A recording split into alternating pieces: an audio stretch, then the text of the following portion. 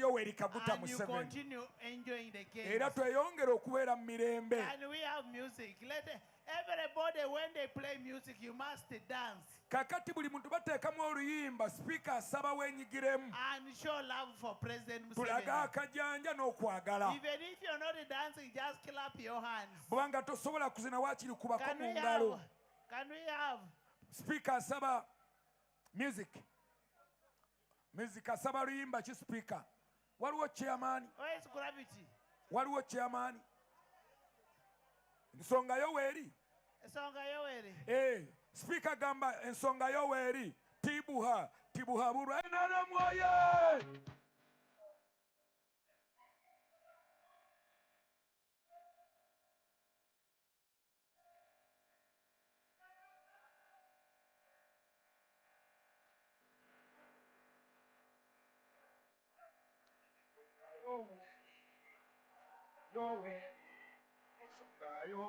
Jamuli! Ensonga Yoweri! Oh! Hey! We are not seeing you! We are not seeing you! Fena tuwuwe! Uba! We are not seeing you! Oh! Hey!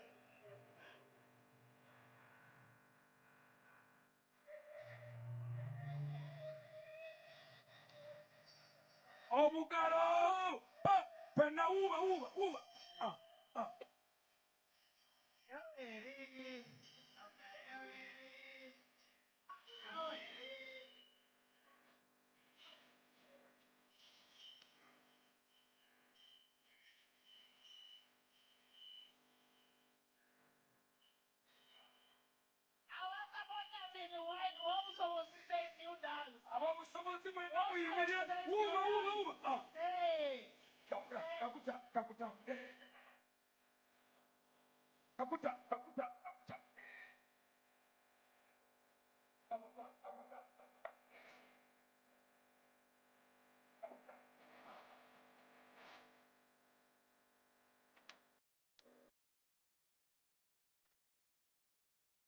Shout excitement! Hey!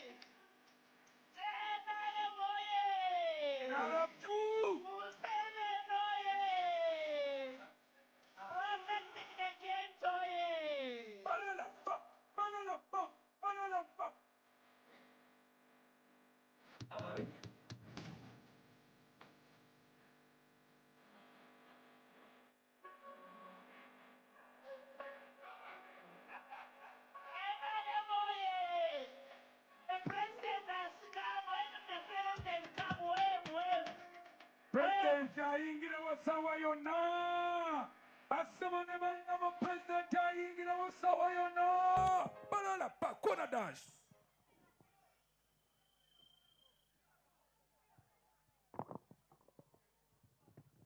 Sure. Kololo chiri chitya. Sure. Okay. So ladies and gentlemen, Kololo, are you ready? Are you ready?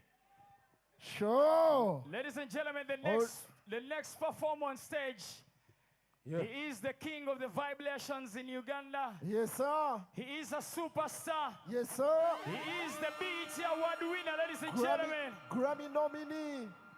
He is a two-time Grammy nominee, ladies and gentlemen. The Colombian Award Give it winner. up for Eddie Genzo. Champion. Kololo stand up. Kololo woman para Kololo.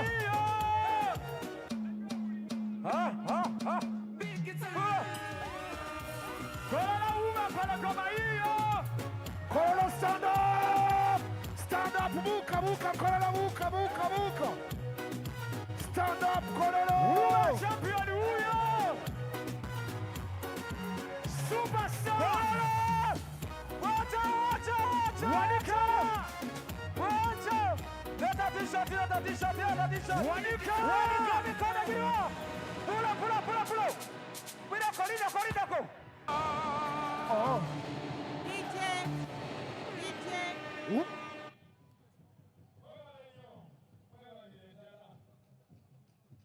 DJ, let's prepare to have the anthems.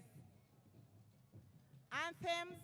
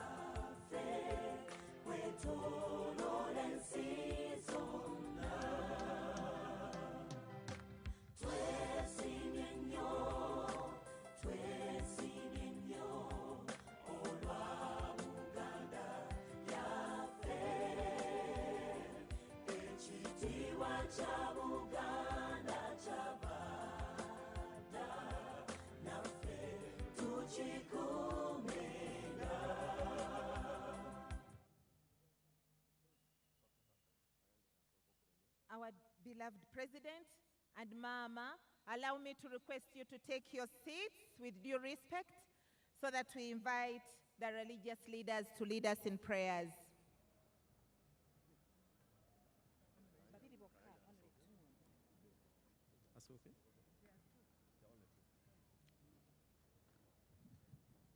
أعوذ بالله من الشيطان الرجيم بسم الله الرحمن الرحيم. Your Excellency, I'm Sheikh Serwada Hamid Busungu, a Regional Assistant Mufti to Kampala. And the Mufti congratulates you to this occasion. Before I start my prayers, Mufti wano waffe bwetuba tusaba tusooka okulaga bye tufunyeeko n'omuntu bye tugenda okumusabira ne tulyoka tumusabira. Ku lwange ne ku lwa Muslim community tukwebazizza nnyo Mufti His Excellency olw'ebyo bye tutuusizzaako. Allah agamba mu Qur'ani, alam yajidika yatiman fa'awa wa wajadaka dhalan fahada wa wajadaka ailan fa'aghna. Muteeka eryo amma bi ni'mati rabbika fahaddith. Mu mateeka ago Allah yali alaga Nabbi Muhammad sallallahu alayhi wa sallam wajje yamujja okumutuusa ku bwannabbi. Naffe Your Excellence tulaga wano wajje otujje okutuusa wano w'otutuusizza olwaleero. Twali abantu abatasomye oba batasoma, gwe watusimbira zi university ze tulina olwaleero ezitutuusiza watutuusiza. Olwekyo tuzze wano tetuzze buzzi wabula tuzze okucelebratinga gains ze tufunye z'otuleetedde nga gwe President. Wawajadaka ailan fa'aghna, watusanga tetulina ke tuli. Wawajadaka dhalan fahada, watusanga tetulina we tulabikira wonna. Naye kaakati ne bugogolinzi wano ffe bamu abalina ekitebe ekitasukka kyakutaano mu Afirika mwenna. Olwekyo Your Excellency y'ensonga tuli wano tukusabira lwa nsonga, tetukusabira ate omwogezi omu yannyambye nnyo yagenda tetuli wano nti tuli mu campaign wabula tuli mu kucelebratinga ebyo byotutuusizzaako Your Excellency.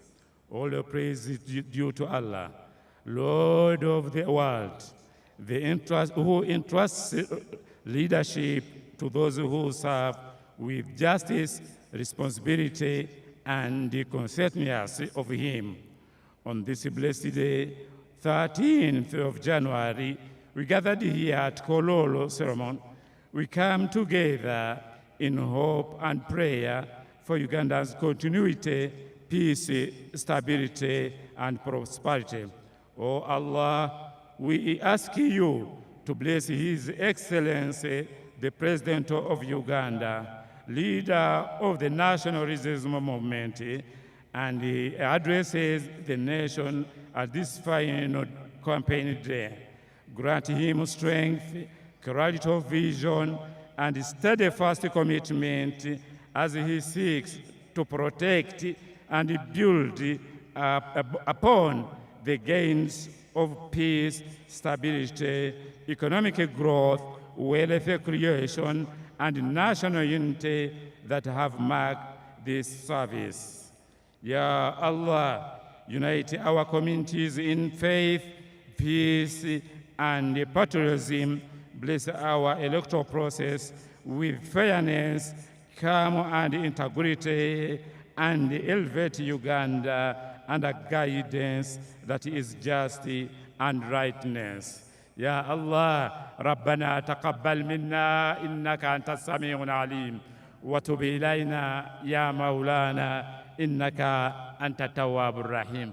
Your Excellency, kiriza mmalirize kano tugenda kukomawo wano nga tukulayizizza kubanga bo obuwanguzi ngamba nti wabufunye dda. Allah yanukudde edduwa zaffe, manya ajja kuzaanukula. Bwe naye nga tukomawo wano omulundi oguddako nkusaba tukome wano okujja okulayiza nga abazzukulu bo, abaana bo, batabani bo ababadde ab'ekyejo ne betayisa mu birungi mu biseera bye tuyiseemu, tukomewo ng'obawadde ekisonyiwo ng'obasonyiye bonna. Barakallahu fikum walhamdulillahi rabbil alamin.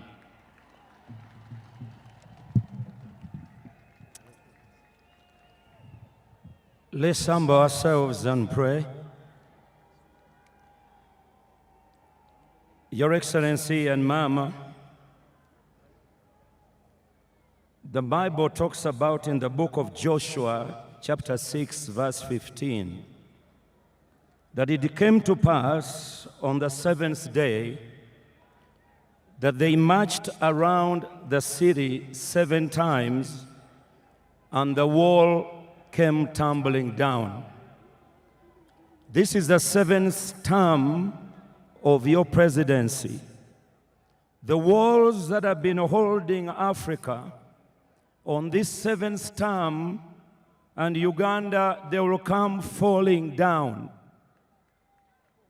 Also, in the book of 2 Kings chapter 5, verse 14, Chigamba, nti omusajja nakkirira wansi mu mazzi omulundi ogw'omusanvu ne yennyika mu Yoludaani, ebigenge ne bimugwako. So, Mr. President, Katonda akulonze ne maama n'abafukako amafuta. Ekisanja kino kigenda tumalako ebigenge byonna ebibadde bitubonyaabonya. So, Mr. President, bwe tujjukira gy'otujje, bapulezidenti ba Africa ba Uganda babadde bangi, okuggyako Sir Edward Muteesa ne Professor Lule. Abalala bonna baali balubuza bintu. Nzikiriza olwaleero titujja kudda ng'olayira. Twagala kubatiza erinnya eryokutaano, Yoweri Kaguta Museveni Tibuhaburwa Luleeta bintu. Njagala ffenna tuwanike emikono gyaffe waggulu mu linnya lya Mukama waffe Yesu. Kitaffe atagwawo tukusaba otuwa obuwanguzi. Buno obuwanguzi si bwa President Museveni, bwa Uganda, bwa Africa. Era nsaba buli Munnayuganda nga 15 agenda alonde mu linnya lya Mukama waffe Yesu. Guno gwe mulungi gwe twennyika ogw'omusanvu. Ebisenge byonna ebyatusiba mu bwavu bituveeko. Tukwebaza olw'amaanyi, tukwebaza olw'emirembe, tukwebaza olw'essanyu. Weebale nnyo, weebalire ddala olw'obuwanguzi mu linnya lya Mukama waffe Yesu. Amiina. Sabo bano badde bakusaba nti baagalayo akafaananyi. Mwebale nnyo bannaffe, mwebalire ddala. Taata waffe Your Excellency the President awamu ne maama Janet Kataha Museveni, tutwala omukisa guno okwebaza ennyo Mukama asobodde okubaleeta wano olwaleero nga tugenda okuggalawo rale zaffe zonna. Taata weebale nnyo, weebalire ddala. We thank you so much indeed for traversing the whole country, and this being our last rally, we want to thank you so much for coming together with Mama. We thank you for all the work that you have done for this country. We thank the Lord who has given you the energy, who has given you good life, and who has given you wisdom. Twebaza Mukama, yebala okutukukumira, yebala okuwa amaanyi, yebala okuwa amagezi, yebala okusobozesa okutambula eggwanga lyonna n'osaba akalulu ate n'otokomaawo n'oyanjulira bannayuganda manifesto yaffe ey'ekibiina ky'NRM. Twagala nnyo okukwebaza. Nkozesa omukisa guno okwebaza mwenna bannayuganda, naddala abali wano olwaleero. Mwebale yonna gye tuyise nga tufeffetta akalulu, enkolagana ennungi gye tukoze nga tukwataganira wamu okulaba nga tukwatisa NRM omubabira abantu ne bamanya nti NRM ky'ekibiina ekisaanidde okutwala eggwanga lino mu maaso. Twagala okubeebaza era mwebale n'okujja mu bungi bwe muti okulaga omukwano gwaffe Pulezidenti nti ddala mumusiima era nga muli beeteefuteefu okumulonda atwala eggwanga lino mu maaso. Twagala okubeebaza, mwebale okujja. Ab'e Kampala gye muli? Ab'e Wakisa bali wano gye muli? Ab'e Mukono gye muli? Uganda mwenna abali wano bannange tusanyusa okubalaba. Kakati nga taata amaliriza ekifaananyi awamu ne bannaddiini, Mukamange, Your Excellency, allow me to introduce to you the program.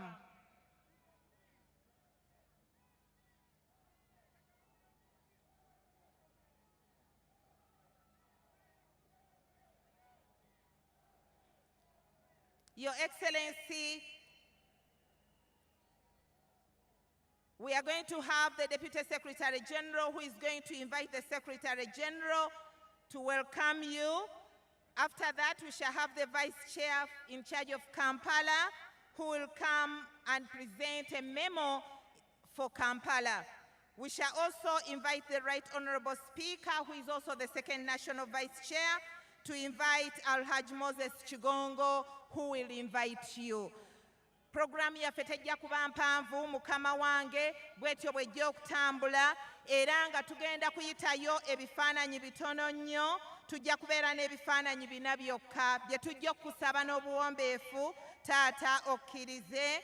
Ekifaananyi ne ba flag bearers aba Kampala Central, then ofune ekifaananyi n'abaana baffe aba skilling, ofune ekifaananyi ne ba political parties abali wano, ofune ekifaananyi ne ba converts abo abawulidde enjiri yo ne bakyuka ne balaba omusana. Naye nga sinnaba kubayita, NRM oye! Nga sinnaba kubayita mukama wange onzikirize nsooke nkwanjulire abamu ku bakulu abali wano. Ntandikira ku ba SEC members abaliwo, nga ntandika ne Alhaji Moses Chigongo ng'ono ye first vice chairman wo ssebo. Nsaba okwanjulira Oweekitiibwa Anita Among, second national vice chair. Nsaba okwanjulira Oweekitiibwa Uhuru Nsubuga ng'ono ye vice chair wa Central Region, wa Kampala. Nsaba okwanjulira Oweekitiibwa Shafik Mwanje ng'ono ye akulembera abaliko obulemu. Nsaba okwanjulira Lieutenant Moses Mutushabe ng'ono yakulira abazirwanako. Mukyala Adrian Kobusinje ng'ono yakulira abakyala. Honorable Rakajara Arinaitwe ng'ono yakulira abakozi. Tulinawo ne Right Honorable Secretary General Sebo Oweekitiibwa Richard Todong naye waali wano. Tulinawo Deputy Secretary General Right Honorable Namayanja naye waali wano. Tulina Oweekitiibwa Ambassador Owundo Nekesa ng'ono National Treasurer naye waali wano. Tulinawo Deputy National Treasurer Jackie Chathaire naye waali wano. Tulinawo ne ba members ba Secretariat Oweekitiibwa Honorable Dombo naye waali. Omukulu Barata naye waali. Omukulu Kinobe naye talutumidde mwana, n'abalala mukama wange bonna weebali. Nange Ssaabakunzi wammwe Dr. Rosemary Nansubuga Sseninde. Mukama wange President, tulina ba ministers naye olw'okuba bangi nzikiriza bonna neme kwanjula omu ku omu. Nsaba okwanjula ba ministers bakwano baffe muyimirire omukulu abalabe ba ministers abaliwo. Mukama wange President, tulinawo ne ba foreign diplomats, aba ambassadors nabo weebali, abakiikirira Uganda ebweru, ate n'abo abakiikirira ensi endala ez'ebweru wano mu Uganda nabo weebali wano mukama wange. Tulinawo PDM coordinator waffe Oweekitiibwa Galabuzi naye waali. Bannaddiini obalabye mukama wange, ba presidential advisors nabo weebali bayimirireko balabe. Diaspora groups taata nazo weeziri, abavudde Sweden, abavudde Canada, abavudde Bungereza bonna weebali. Tulinawo Federation of Uganda Traders Associations, eno gye watongoza mukama wange President, erimu association zonna ez'abasuubuzi nabo weebali. Tulinawo NRM structure leaders, bassentebe ba Kampala bonna weebali mukama wange, bayimirire nabo obalabe. Awamu ne structures zonna ze wakwasa obuvunaanyizibwa obw'okunoonya akalulu k'omukwano. Kaakati Oweekitiibwa President, tulinawo ne presidential aspirant eyavaako n'agamba nti tajja kuvuganya na President Museveni, n'aleka era n'akulekera entebe, naye waali wano omwami Okalang. Taata, tulinawo other political parties abazze wano. Bano kijja kuba kya bulyazamaanyi bwe sibanjula kibiina ku kibiina. Tulinawo Republican Women and Youth weebali nga bakulembeddwamu omukyala Nambuya Stella. Tulinawo Liberal Democratic Transparency. Tulinawo Activist Party. Tulinawo Forum for Integrity in Leadership. Tulinawo Revolutionary People's Party, Uganda Patriotic Movement, Congress Service Volunteers, Society for Peace and Development, National Economic Empowerment Dialogue, People's Development Party, Ecological Party, Democratic Party, Uganda People's Congress. Bonna weebali wano mukama wange. Bonna bagamba bagenda kwegatta ku NRM okulaba nga NRM efuna obuwanguzi obukuuma n'okunyweza ebituukiddwako mu ggwanga lyaffe nga bakulembeza President Yoweri Kaguta Museveni. Mukama wange President, tulinawo aba PLU obukulembeze bwabwe awamu ne ba mobilizers. Tulinawo abavandimwe nabo weebali. Mukama wange President, tulinawo banyekundiire groups, pressure groups zaffe zonna, omuli Timu Sara, omuli Batonta, omuli bonna bangi listi nene nnyo mukama wange siyinza gimalayo. Banyekundiire twagala okubeebaza. Tulinawo ba Fronasa abawejjere. Tulinawo ne bazzukulu bo ba Gen Z for General Museveni nabo weebali mukama wange. Naye okusinga ennyo taata nzikiriza nkwanjulira ekibinja ky'abantu bano wonna abali wano abazze okukwaniriza n'okulaga obweyamo nti bagenda kuwa akalulu mukama wange. Mukadde kano nzikiriza taata mpite Deputy Secretary General ajje ayite Secretary General akwanirize.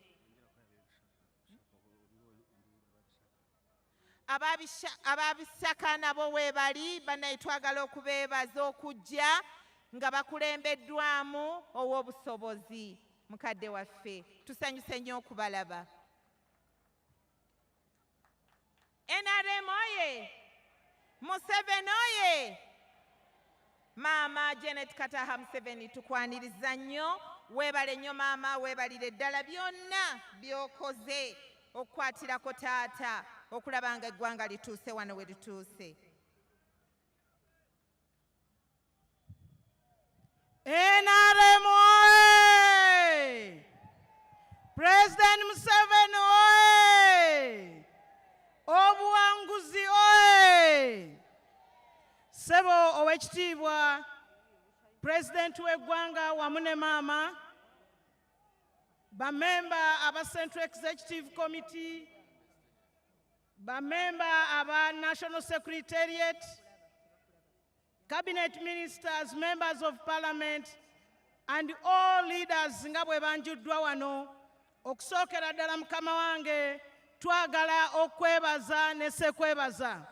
Ffe nga bamembers b'NRM nti otukulembedde mu kutalaaga eggwanga lino okuva mu mambuka n'ogenda ebuvanjuba n'ogenda ebugwanjuba n'ojja wano mu masekkati ng'obuulira enjiri ey'amatafaali omusanvu NRM getadde ku Uganda, ate ng'otuwa ekisuubizo ekigenda okutwala Uganda mu nsi ezo eziri yaddeyaddeko.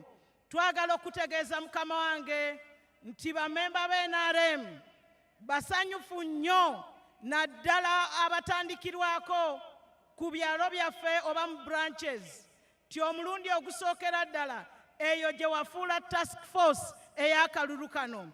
Era nkutegeeza nti basanyufu era ensolo ku kizigo kweri.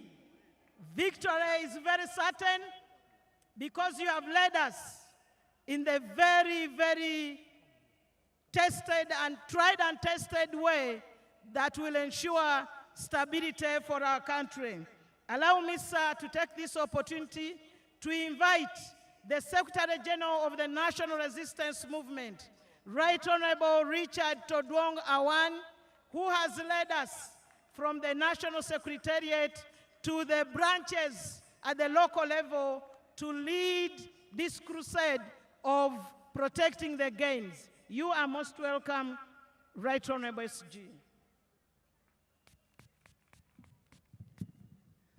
NRM oye! Your Excellency, the President of the Republic of Uganda and the National Chairman of the National Resistance Movement Party, our Mama, the First Lady of the Republic of Uganda, we thank you so much for joining us as we wind our rally for this campaign. I recognize all the leaders who are here in your various capacities. I recognize Ugandan Ambassador to the US. Madam, you are most welcome. And to all the party leaders and members. Your Excellency, the campaign started with a demand from the people and the party members that you have to offer yourself as a candidate for this election on behalf of the National Resistance Movement Party. We thank you so much for accepting the demands from the NRM members and from Ugandans. When we started the campaigns, you directed us that this campaign should be structure-led. And indeed, we were campaigning according to the structure of the party, and our leaders at all levels were the campaign task forces at all the levels. And I need to congratulate you all and congratulate those who made this possible. Your Excellency, we went around the country, you addressed rallies. At times you would address 3 rallies in a day, and in the evenings you would have meetings of various levels. We thank you for finishing, and now we are concluding the campaigns with this rally where we have Kampala Central and the surrounding divisions of Kampala. We congratulate you so much on behalf of the party. To you, the party members, ending the campaign is not everything. We shall relax when the results are declared. From this rally, we are going back to the trenches, but in a different format. We shall not have rallies anymore, but we shall have one-to-one meetings, persons-to-persons engagement, houses to houses, border-border stages to border-border stages, workplaces, and all that we can do. On the voting day, which is the 15th of this month, you'll have to get out of your house with your husband, with your wife, with your children, with your neighbors, with anybody around you to go and vote. You have confirmed in this campaign that this campaign has been the rebirth of the movement, the renaissance of our revolution. We have to hold the lights high. We have to make sure that everybody who registered as a member of NRM turns out to vote on the 15th of this month. And that is only a day to come.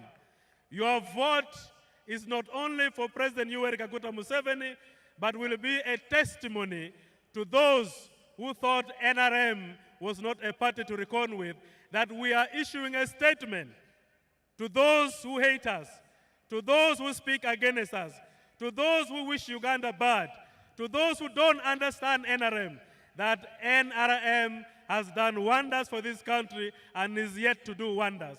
And to that, we owe it to our presidential candidate and none other than Yoweri Kaguta Museveni. So as we wind up the campaigns, we move in a different format that you go and look for the vote in a way of one-on-one engagement. Your Excellency, we thank you, and I need to thank my team. We have had series of engagements. At times we meet through Zoom, we meet on the road, we meet by the roadside. I need to thank the Right Honorable Speaker of Parliament, the Right Honorable Anita Among. She has been with us everywhere and speaking, resolving contradictions, encouraging young people, encouraging the women, encouraging market vendors, and standing strong for our candidate. We thank you so much, and we thank finally the President for being very strong physically, intellectually, and ideologically. To us, Mr. President, you are not campaigning because we know you and you know us. We have tested your policies. We have tested how NRM works. you are only helping to continue educating Ugandans on the need to live an holistic life and to benefit from the good environment that NRM has created in this country. We thank you and we wish you all the best. And may I use this opportunity now. County, constituency, and district, who are the campaign managers for the president? Mungeri yemu, SEC, Central Executive Committee ngeyita mu speaker, yebaza mwenna abakulembeze baffe ab'obukiiko bwa NRM okuva ku byalo, ku miruka, ku magombola, ku district, kubanga mmwe mubadde abasaale era mmwe mukyali abasaale. President bwe yakwasa akalulu kano abeebasizza nnyo, mwebale nnyo, mwebalire ddala. And we want to thank you because you are the backbone of NRM, and we thank you for your unwavering commitment. Ayagala kubebaza kubanga mmwe mpagi ssedduge okwetoolerera obuwanguzi bw'ekibiina kyaffe kya NRM. Mwebale nnyo abakulembeze okuva ku byalo okutuuka ku district. Above all, we want to thank the people of Uganda. Mu byonna twagala okwebaza Speaker, kwebaza bannayuganda bonna. You welcomed us in your communities. Mwatwaniriza bwe twajja eyo. You listened to us. Mwatuwuliriza bwe twajja eyo. You engaged and affirmed your confidence in the national resistance movement. Ate era ne mutukakasa ne muddamu obweyamu bwammwe obukakasa nti NRM ye yaffe ddala. Your support and resilience continued and will continue inspiring us as a party. Obuwanguzi bwammwe ate era n'obuwagizi bwammwe bujja twongeramu nnyo amaanyi bulijjo n'okwongera okubaweereza n'okwagala kwonna. Fellow Ugandans, Bannayuganda bannange mwenna, as we conclude our campaign today, nga tuwumbawumba ku kampeyini zaffe ez'omulundi guno, I wish to make a humble and firm call to all the citizens of Uganda. Speaker ate era Vice Chairman w'NRM asaba okuddamu eri bannayuganda mwenna that on Thursday 15th January 2025, okwongera okubajjukiza 2026, nti ku Lwokuna ng'ennaku z'omwezi 15 omwaka guno ogwa 2026, I want to turn up in a large numbers and peacefully exercise your constitutional right and vote for President Yoweri Kaguta Museveni. Speaker abasaba nti ennaku z'omwezi 15 lwe Lwokuna olwa wiiki eno mwenna muggweeyo, tewasigalayo muntu n'omu, mujje mukozese omukisa gwammwe ogw'okulonda omukulembeze wammwe. Vote for peace. Mulonde ate muveeyo mu mirembe, mujje mulonde ku lw'emirembe. Vote for the stability of this country. Mulonde obutebenkevu ku lw'obutebenkevu bw'ensi yaffe. Vote for the conservation of the cultures, traditions, and values of our people. Mulonde olw'okwongera okunyweza obuwangwa bwaffe n'ennono zaffe nga banna Africa. Vote for continued socio-economic transformation. Mulonde olw'enkulaakulana ey'omuggundu mu maka ne mu nsi yaffe, enkulaakulana ebyo mugenda okulonda. And we want to request you to vote for President Museveni and all the flag bearers of NRM. Ebyo byonna nno nga bw'obiwulidde, byonna byonna bw'obiwumbawumba, emirembe, obutebenkevu, enkulaakulana, byonna biggwera ng'akalulu ako olonze Yoweri Kaguta Museveni ne bafulaga beera bonna aba NRM abeesimbyewo. Together, let us protect the gains we have made and secured, and even have a brighter future for our children and our nation. Ffenna wamu nga twegattidde wamu akalulu kano kakunyweza ebyo etutuuseeko emyaka 40 ate n'okubinyweza okusobola abaana baffe ne bazzukulu baffe babisange nga weebiri katebule. And we want to thank everybody who welcomed us in their communities, Where we could have gone wrong, we do apologize for the mistakes that we could have made. Tubeebazizza mwebale okutwaniriza disitulikiti yonna gye tuyise mu bitundu byammwe byonna gye tuyise bwe tuba nga tulinawo ensobi ze tukoze mu kutambula kuno kwe tubatambula bulijjo tubasaba gutusingidde ddala mutusonyiwe.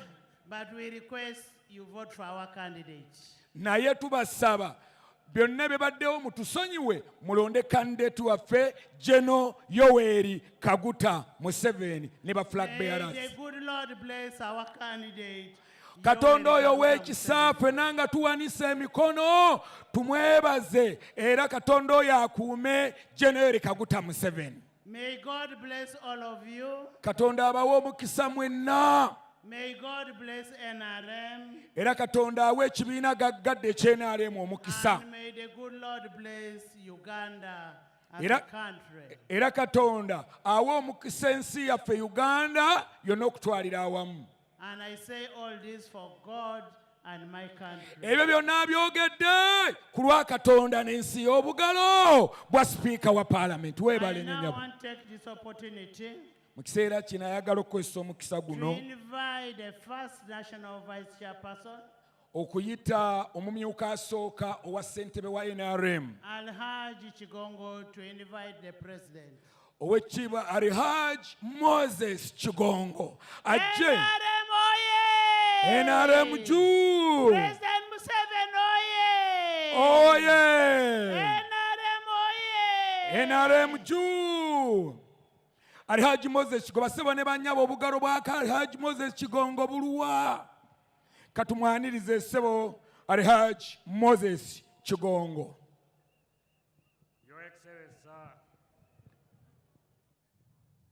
Chairman of our movement, Yoweri Kaguta Museveni, ne Mama Janet Museveni,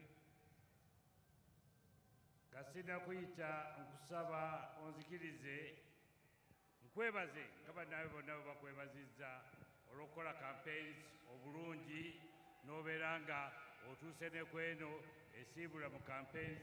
Tumwebale nnyo, mwebalire ddala, osomesezza bulungi, olaze abazzukulu ngeri ki gye bakwatamu ebintu. Weebale nnyo, mwebalire ddala. Mama Janet Museveni mwebazaamu ak'ensusso olw'essaala zaatuwadde kasookedde tutandika n'okutuusa ku ssaawa ya leero. Kwebaza essaala zo zibadde ennungi ate era ndaba Mukama azaanukudde bulungi. Bannange sigenda kuba mwogezi wa lunaku. Njagala okwebaza mmwe mwenna, Bannayuganda mwenna abatuwagidde ne bawagira NRM ne mweyisa bulungi, mwebale nnyo, mwebalire ddala. Nammwe ekintu mukiraba bannange, obuwanguzi mbulaba. Naye kati mbakubira omulanga tulina okukuuma obuwanguzi buno tubutuukeko bulungi nga tukozesa empisa zaffe ze tubadde nazo ennungi. Totawaana na bantu baagudde dda kujja kwekwatako, mubaleke bagwe bokka naye mwe mukiipinge discipline. Ffe twetegekera victory, bannaffe beetegekera kujja kutabula victory yaffe. N'olwekyo mulina obuvunaanyizibwa obw'okwegendereza abantu ab'ekika ekyo ababatiisatiisa. Babikola kubanga tebaagala tubawangule, naye ate nga ddala mu kulaba Katonda yatuwagusizza dda bakola bya bwereere. Tuddeyo ku kigambo ky'empisa okubeera ne disipulini. Tweyise bulungi, muleme kulowooza nti eno kampeyini esembayo ebintu biwedde. Nedda, tulina okweyisa obulungi n'okumanya tulisiivinga tutya obuwanguzi bwaffe.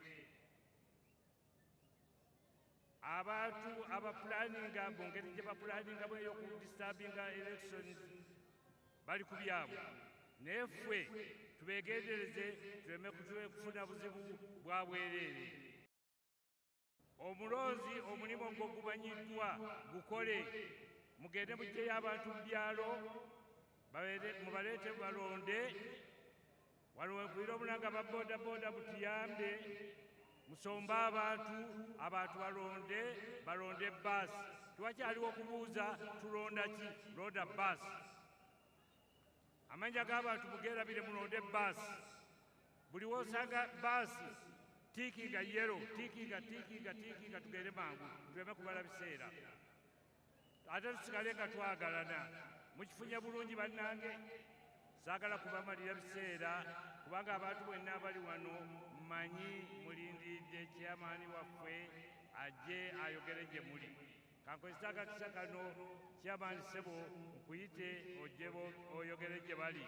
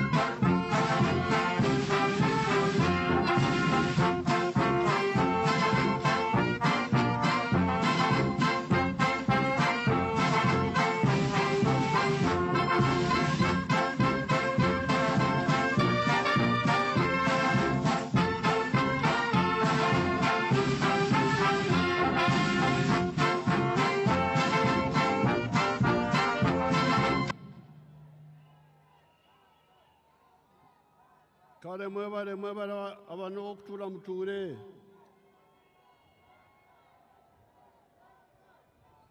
Vice Chairperson Haji Kigongo, Vice Chairperson Anita Mong, Vice Chairperson Uhuru Salim, Secretary General,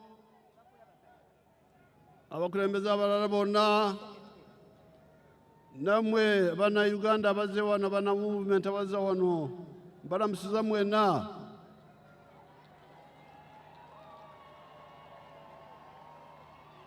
Kansooke nsabe maama ababuuzeeko, oluvannyuma nange njogera ebyange.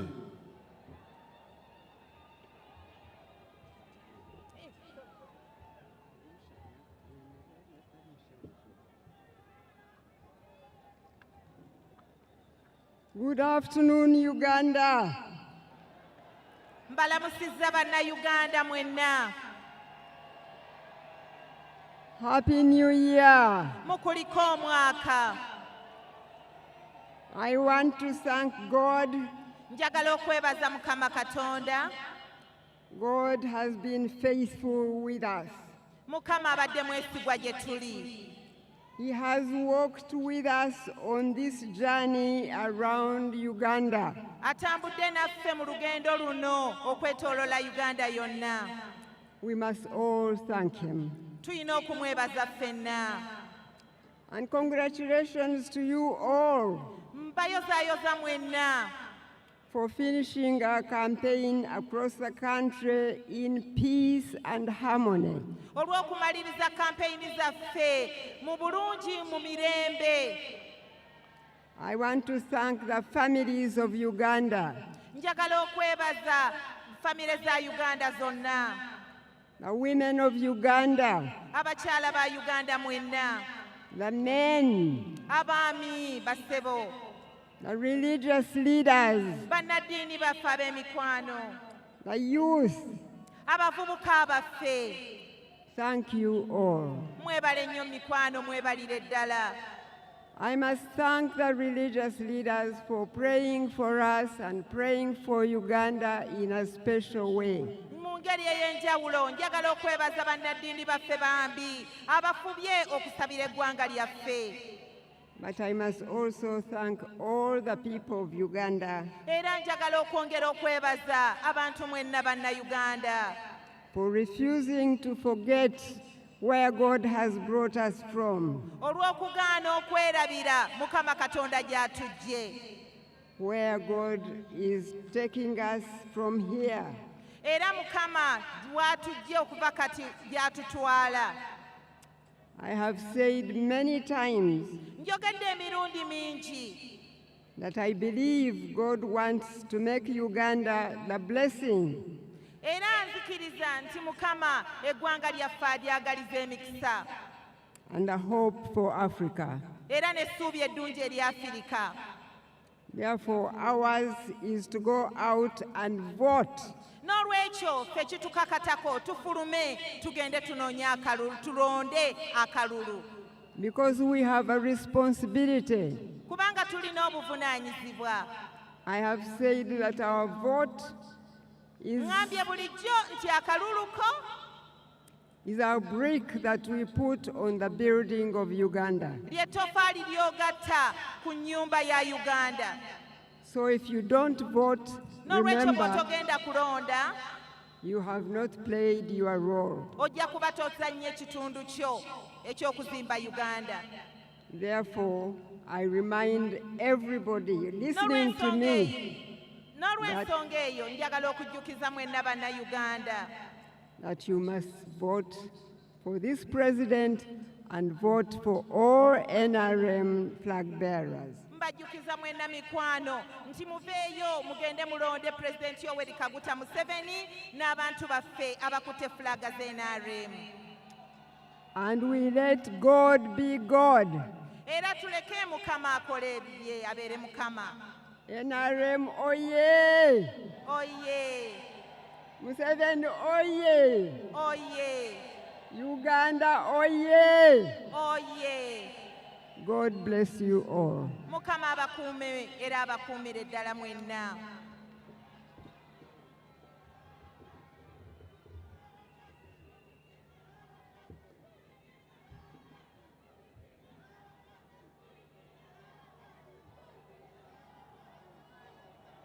I want to thank Mama Njagala okwebaza maama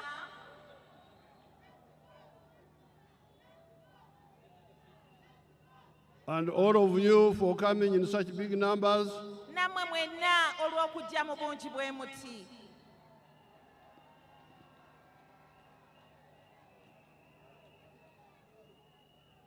Now, to summarize our analysis of Uganda, N'olwekyo njagala okufunzafunza engeri gye tulabyemu Uganda.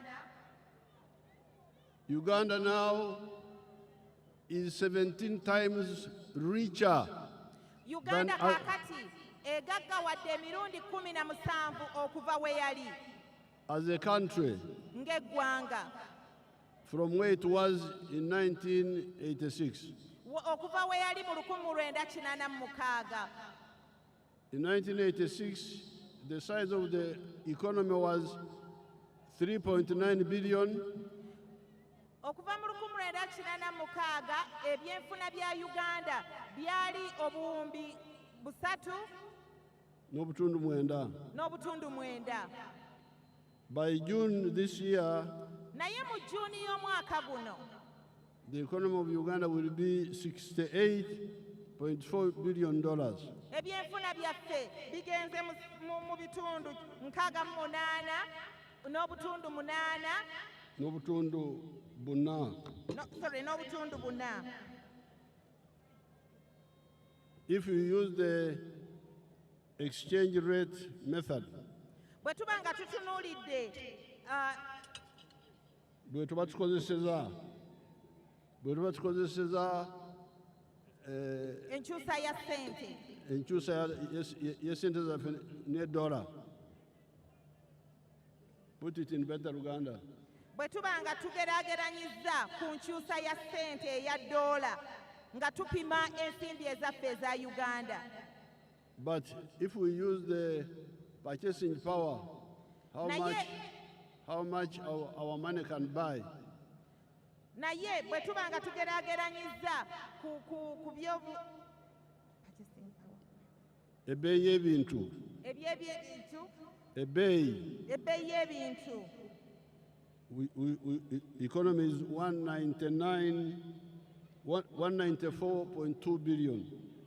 ebyenfuna byaffe bibeera ku butundu 194 n'obutundu 2 Dola eza ddoola.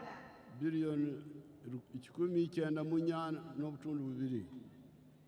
Essebo kyekyo. Now, when I say the economy is bigger 17 times. kati bwe ŋŋamba nti ebyenfuna byaffe bikuze emirundi 17 okusukka kw'ebyali. I am using the foreign exchange rate method. Mba nkozesa mba ngeraageranyisa ku ngeri gye tupimamu essente eza dola. But if we use the other one, the rate of change is much bigger. Naye bwe mba nkozesezza enkola eri endala ojja kulaba nti enkulaakulana nnene nnyo. Now, this increase of size of economy, I can show it to you here on the screens. Okugenda mu maaso kuno okw'ebyenfuna byaffe njagala okubalagako ku mitimbagano gino. Let's see the coffee estates in the Masaka area. Mbadde njagala mbalageko ku by'emmwanyi mu bitundu by'e Masaka.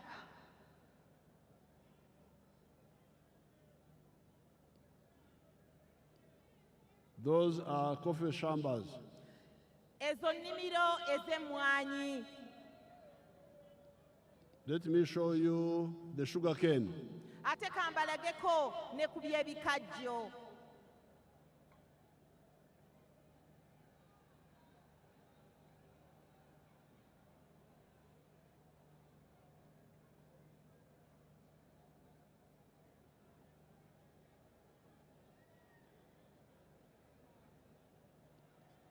Those are sugar cane.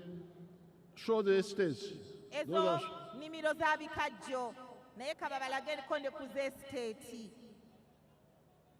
Let me show you the palm oil. Ate kambalageko ne ku nnimiro z'ebinazi.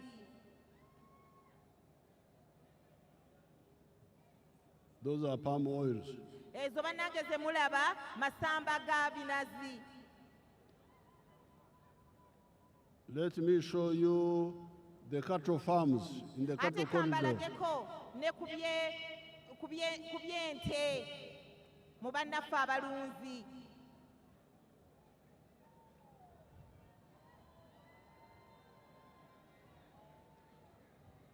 And the farms, overhead farms, if you have them.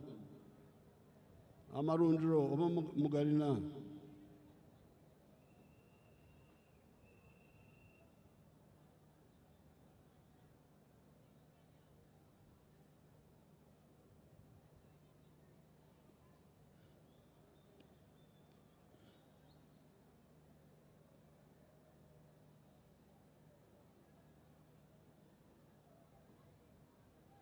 Let me show you the bananas. Ate kambalageko ku nsuku ezigudde akaleka.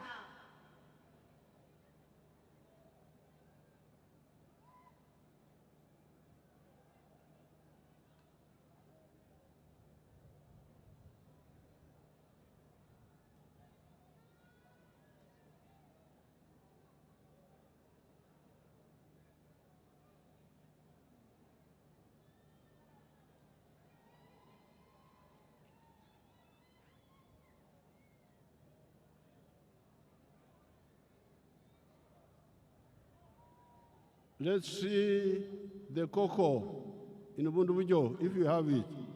Ate katulabeko ku nnimiro za kokowa mu bitundu by'e Bundibujo. If they have them. Bwe mubanga mubirina. Abali ku kamera.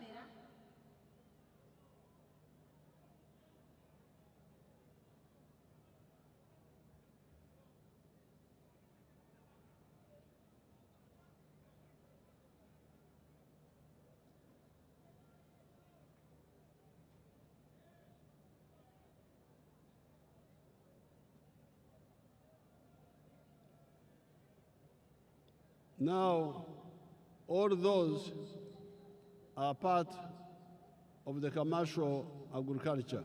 Kakati bannange ebyo byonna bye mbalaze bye bimu ku by'obulimi n'obulunzi ebiyingiza ssente. Now, let's go to the factories. Kaakati kambalageko ate ku makolero.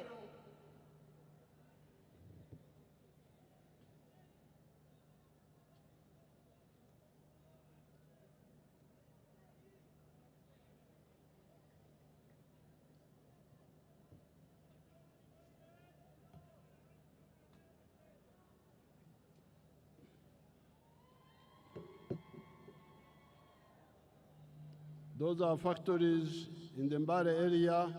Ago amakolero ge mulaba gali mu bitundu eby'Embale.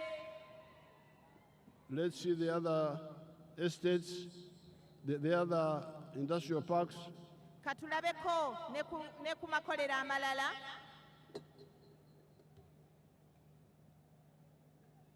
That one is in Amamve or where?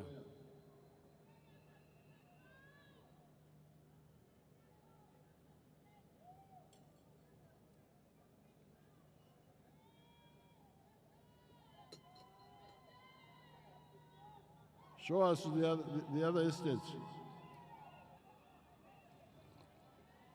That is Mukono. Awo tulaga by'e Mukono.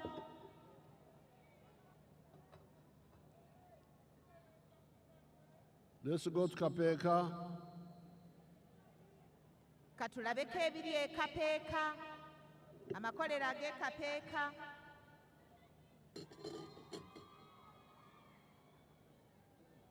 If you have the ones of Matuga, Kawempe, or Lira, Mutulageko kuge Matuga, Kawempe, Obelira. that is Iganga. Kakati ebyo bye mulaba by'e Iganga.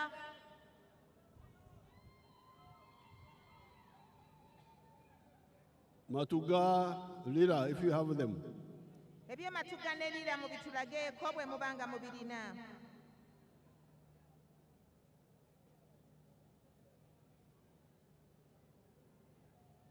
That's Namamve. Show us Lira and Matuga if you have.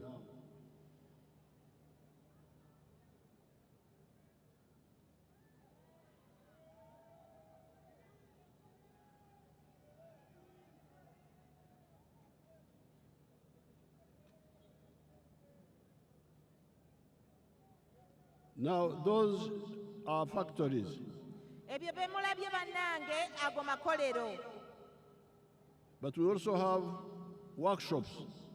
Naye ate tulina ne Ebyemikono, mwe tukolera eby'emikono. which are not big factories. That's Lira. That is Lira now. Kati ebyo bye mulaba ate byo biririra.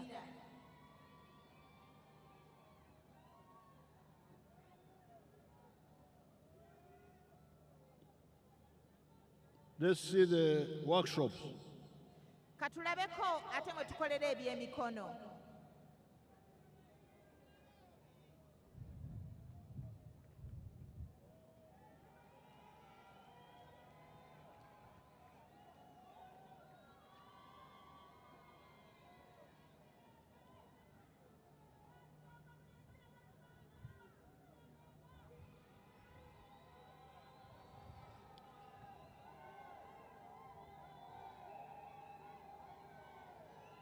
Now, all those are in sector 2 of wealth, which Ebyo is byonna bannange bye mulabye biri mu kabondo kaffe ak'okubiri ak'ebyenfuna. which is artisanship and Omuli factories. eby'emikono And factories. awamu n'amakolero. Remember, sector 1 was commercial agriculture. Mujjukire akabondo akasooka kabadde eby'obulimi n'obulunzi ebiyingiza ssente. Now let's go to sector 3, hotels and services. Tugende ku kabondo ak'okusatu ak'ebyobuweereza awamu ne ziwooteeri. Omuli hotel. Ebyobuweereza omuli ne ziwooteeri.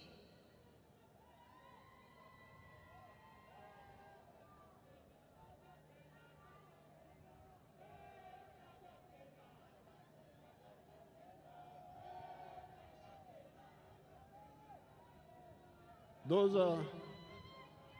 are some of the hotels. Kati ebyo bye mulaba bannange ezo ze zimu ku ziwooteri ze tulina. Then wildlife, Kati waliwo tourism. ebyobulambuzi.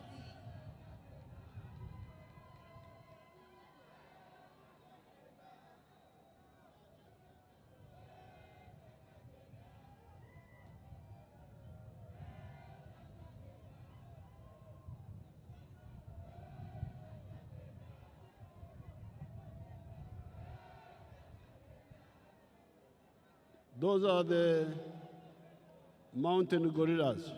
Ebyo bye mulabye ezo ensolo zaffe ze tuyita amazike g'omu nsiko ageeyo mu kibira kyeyo mu nsozi. Amazike. Essebo taata kyekyo. Then let's look at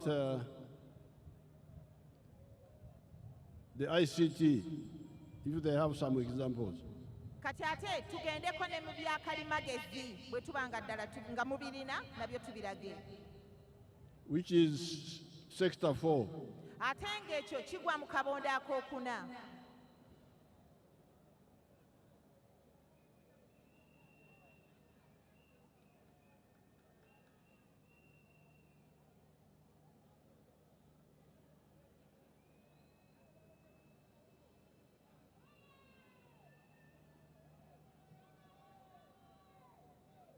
Now, these are the 4 sectors where wealth and jobs are found.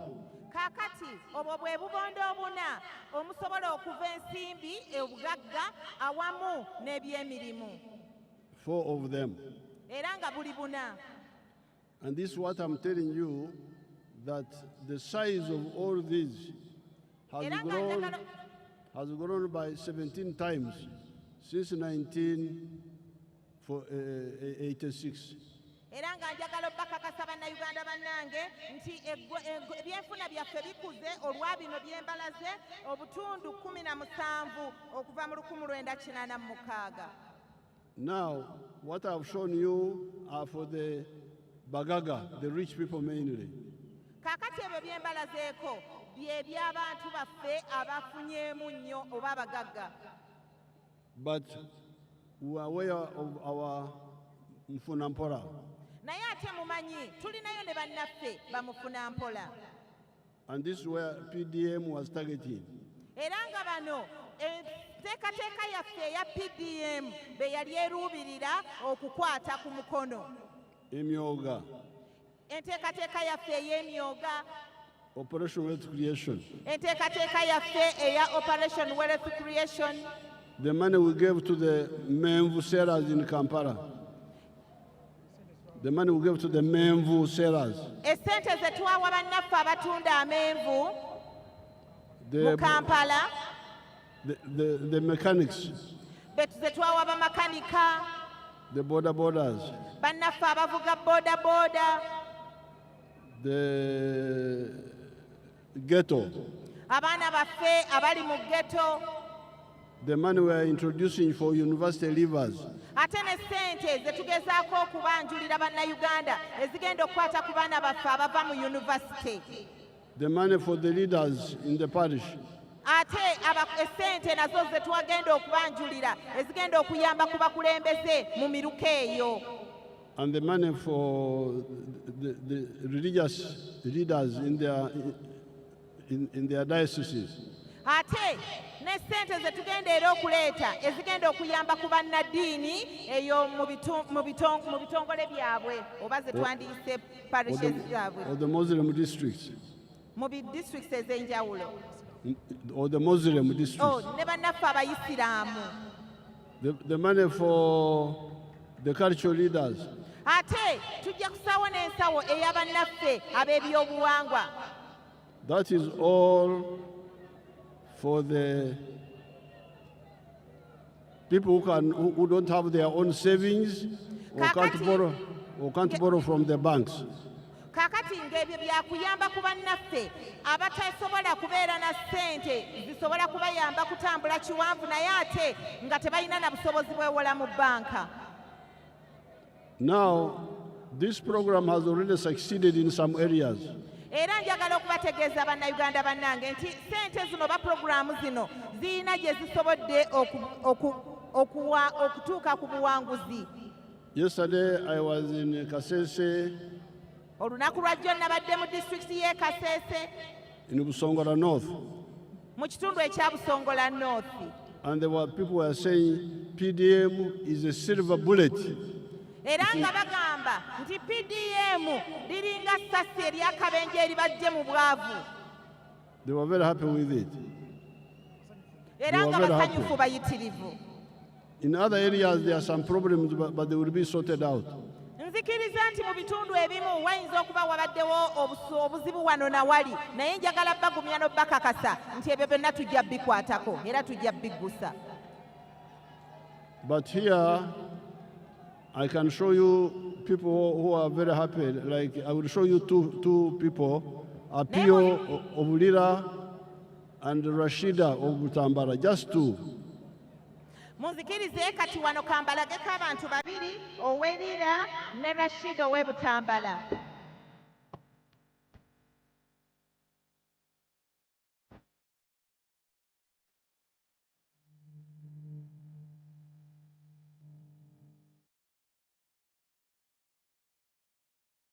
Anya feel visit. Aguri wan di nana alingiri sel di Banya Ward, di my town council, di Lira district.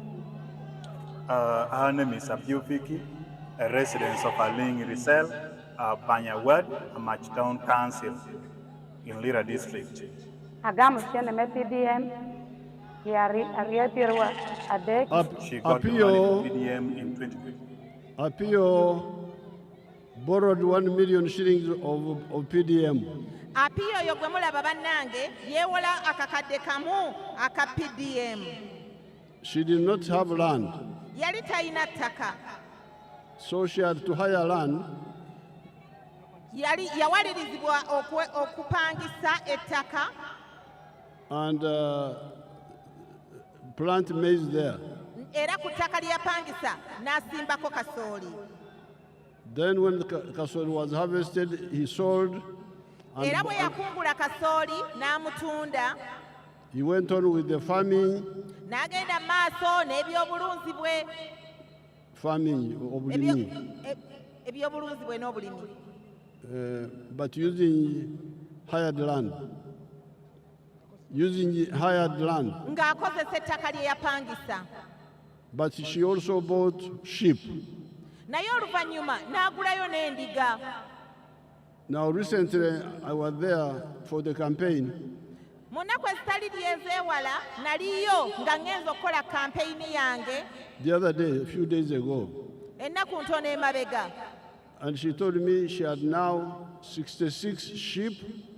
Yantegeeza nti okuva lwe namulaba olwasooka kati ayina endiga 66. And she has bought her own land of 2 acres. Era ng'aguze n'ettaka lya yiika 2. But when she got this money, naye bwe yafuna ssente zino, she had never handled 1 million shillings in her life. Yali takwatangako ku kiyitibwa akakadde mu nsawo ye. But now she's prosperous. Naye kaakati akulaakulanye. Now let's see Rashida of Butambala. Kaakati kambalage ku mukyala Rashida ow'e Butambala.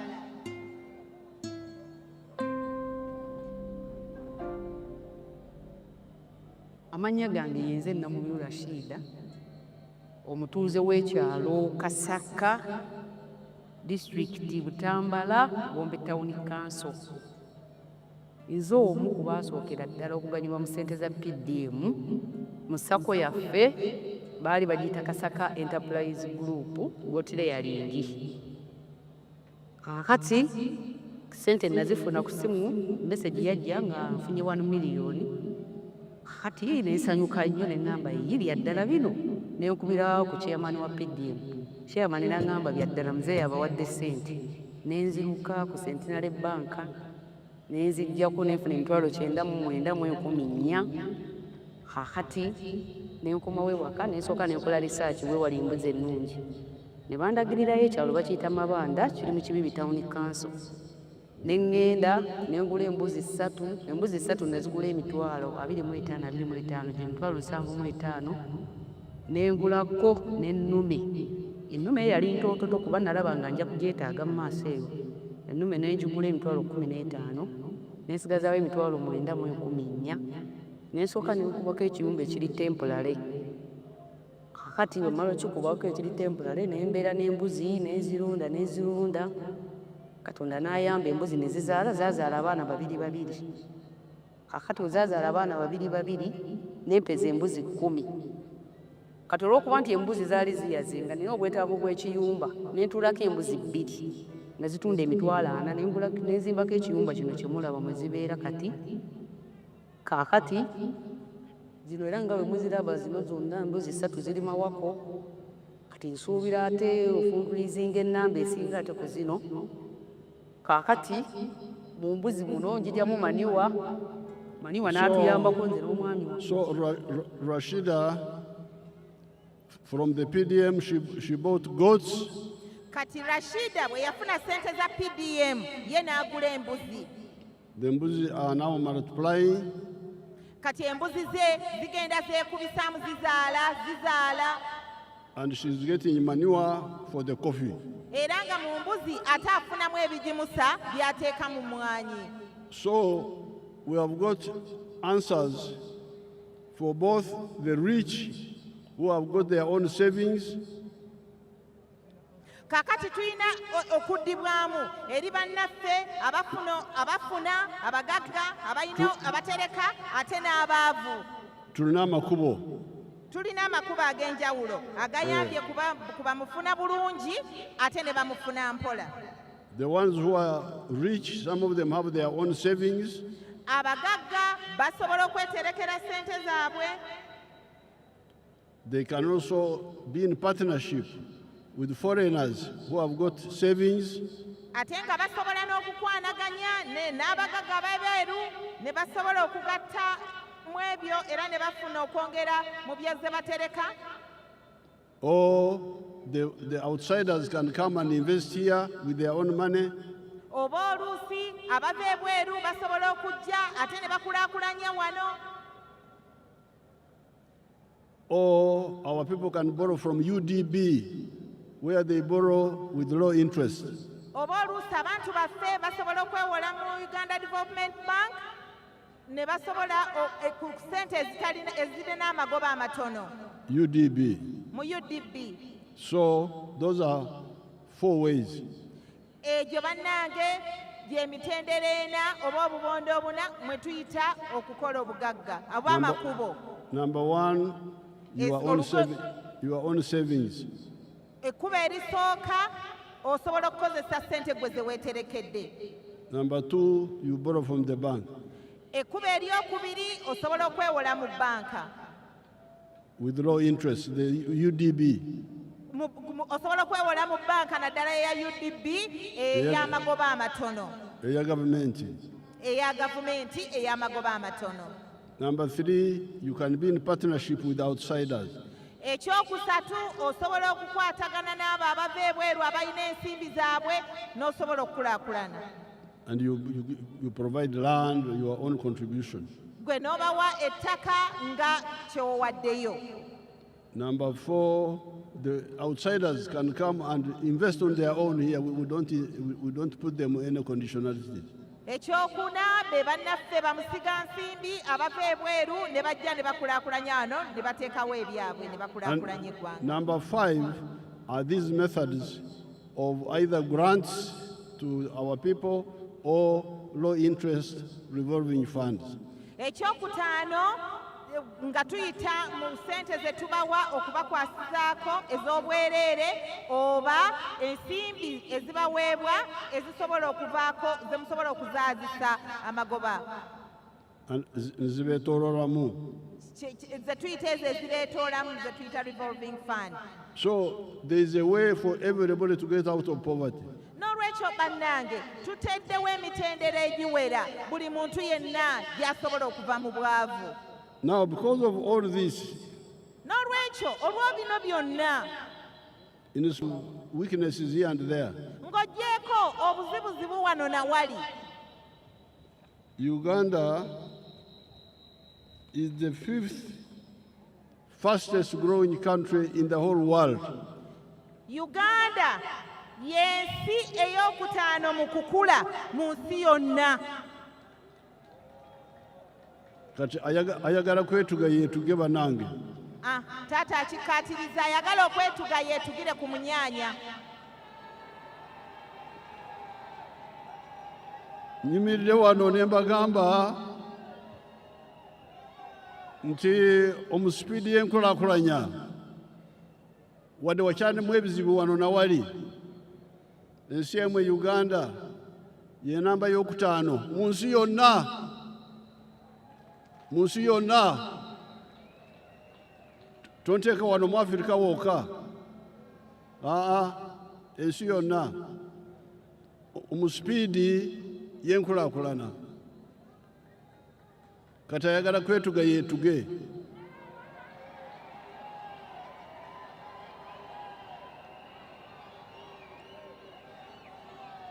N'olwekyo bwe muwulira abeetooloola ensi yaffe ne bagamba nti NRM terina kyekoze, abo balabe ba Uganda. Abatalina maaso agalaba amakolero ago kwe bayita, abo olaba nti balabe ba Uganda bagala kutujja ku mulamwa. Their aim is to divert us. Baagala kutujja ku mulamwa. Ensi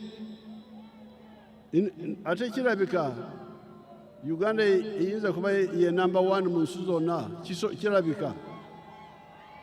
It looks like Uganda may be number 1 in the whole world. Ate bannange Uganda esobola okubeera namba emu mu nsi yonna mu kukulaakulana, mu sipiidi y'okukulaakulana. Because the countries which they are saying are growing faster are Guyana, which is the country in South America, which has just discovered oil. Kakati kubanga bwe boogera ku nsi ezikulaakulana ezidduka ennyo boogera ku nsinga ya Guyana eri mu South America, which has just eyakafuna oil and started exploiting it. Started exploiting the oil. era nga batandise okumusima. The South Sudan, although it has gone to war, it is beginning to grow again because they also have oil.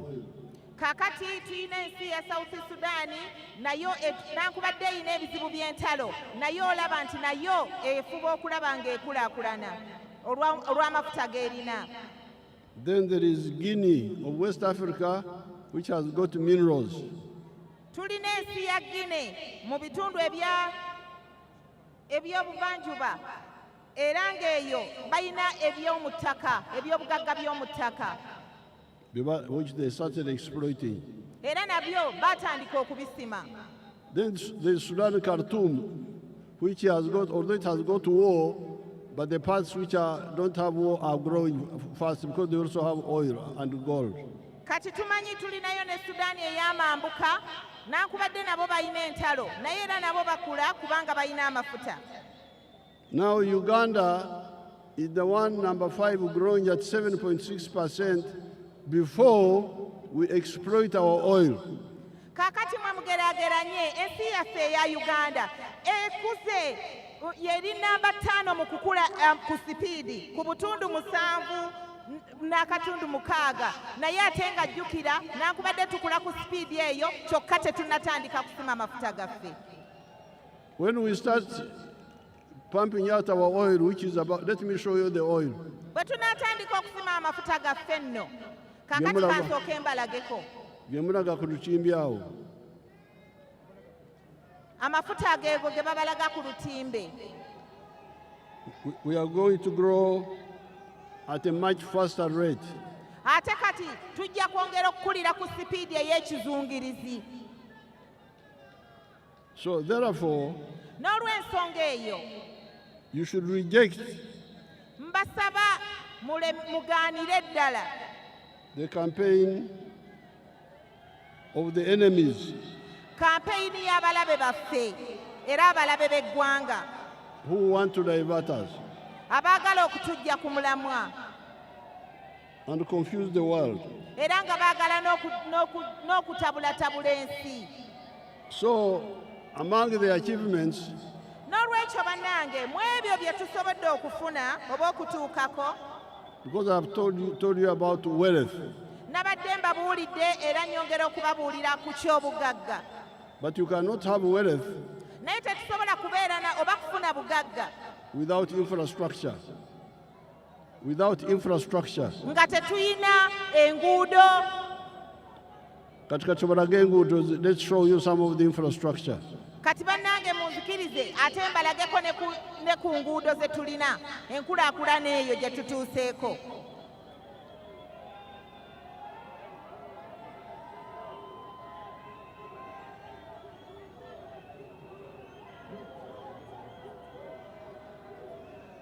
You can show us the roads, the dams, the hydropower dams, if you have them. Tulageeko ku nguudo, mutulage ku mabibiro g'amasannyalaze.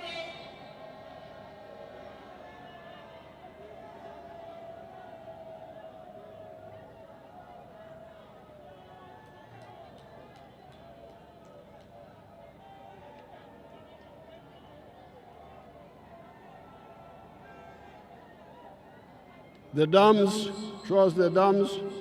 Tulageeko ku mabibiro.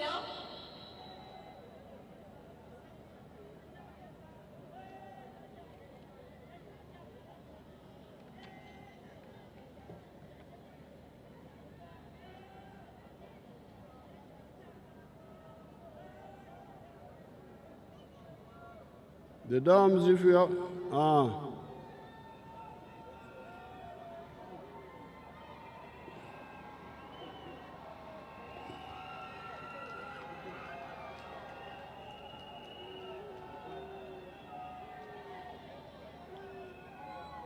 then the schools, the health centers, Amasomero, amalwaliro.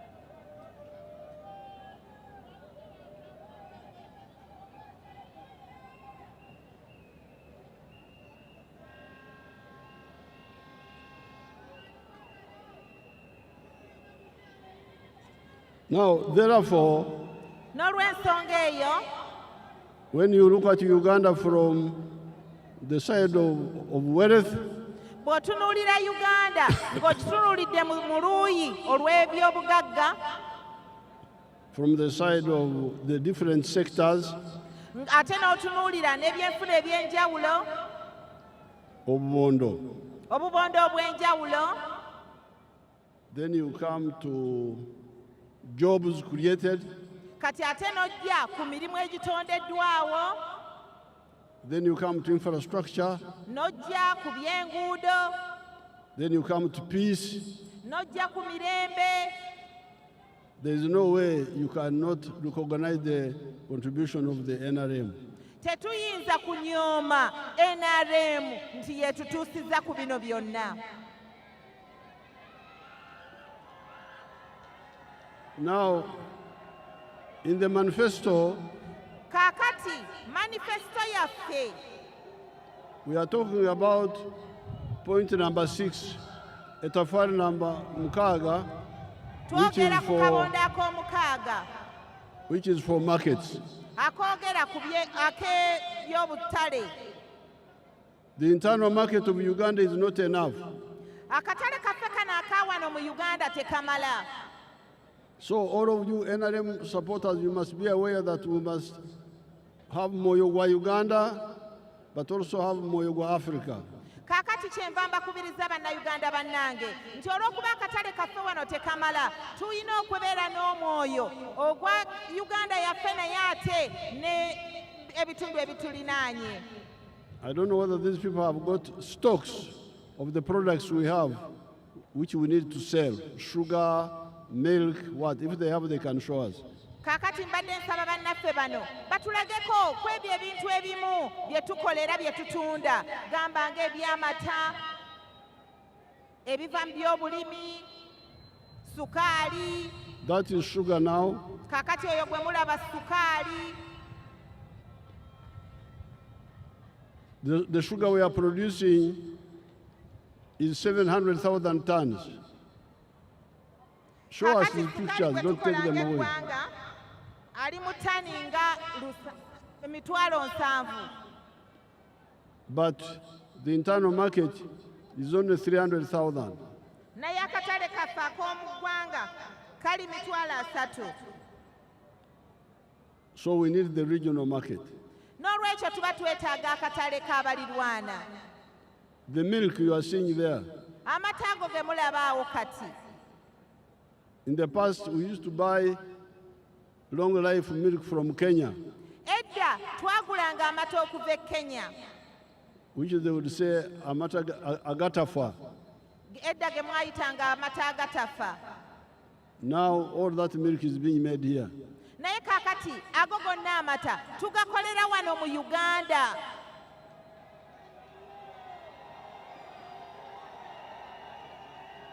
But the internal market is not enough.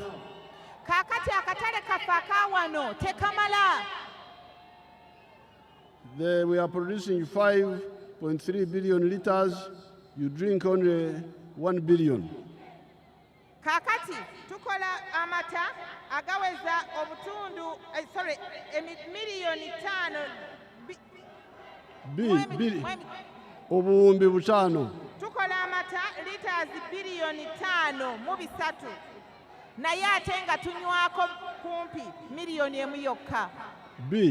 Biliyoni 1 yokka gye tunywako. So we need to work with our African brothers. N'olwekyo twetaaga baganda baffe aba Africa for the regional market. olw'akatale kano akawamu. Otherwise, Africa will never grow. Bwe tutakola ekyo Africa tegenda kukula. Kati njagala kwebaza muwala wange Nansubuga Seninde, naye njagala bano abaana abato abazze nabo bayiga okukyusa. Waliwo muwala waffe Lukanga. Go and try to translate and we hear how you are translating. Lukanga, where is she?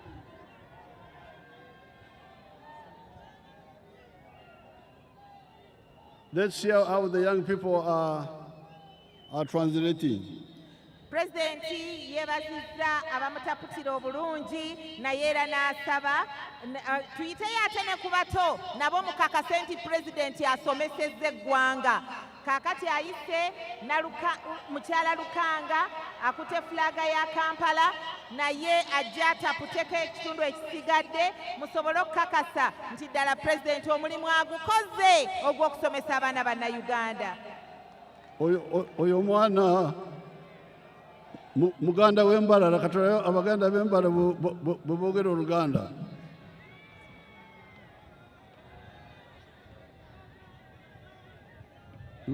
Lukanga wanji mzee bano bagenda kuwulira, they want to hear how the baganda of Mbalala translate.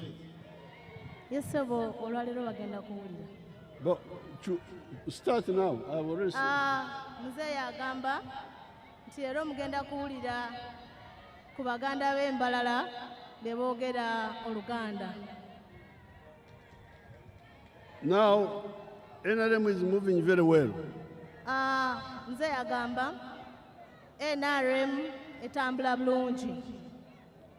But where we are, since you are supporting us in the new government, okusinziira be mutuwagira mu gavumenti yaffe, we are going to emphasize some issues which affect the poor. Tugenda kukkaatiriza ensonga ezimu ezitumenya ffe abawejjere oba abaavu. And these are poverty. Era bano They are poverty. bwe bwavu.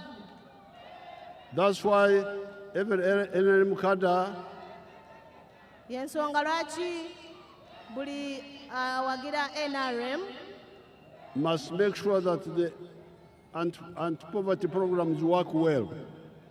Tuyinza ateekwa okukakasa nti alwana okulwanyisa obwavu. And programs of the PM work well.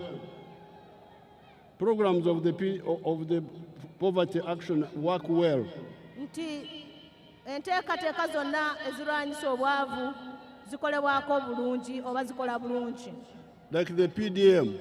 Nga PDM. We are going to add money in PDM. Tugenda gatako sente in PDM. But you must make sure that all the members join the parish circle. Tulina okukakasa nti abantu bonna bayingira obubondo obw'emiruka. They become members in the circle.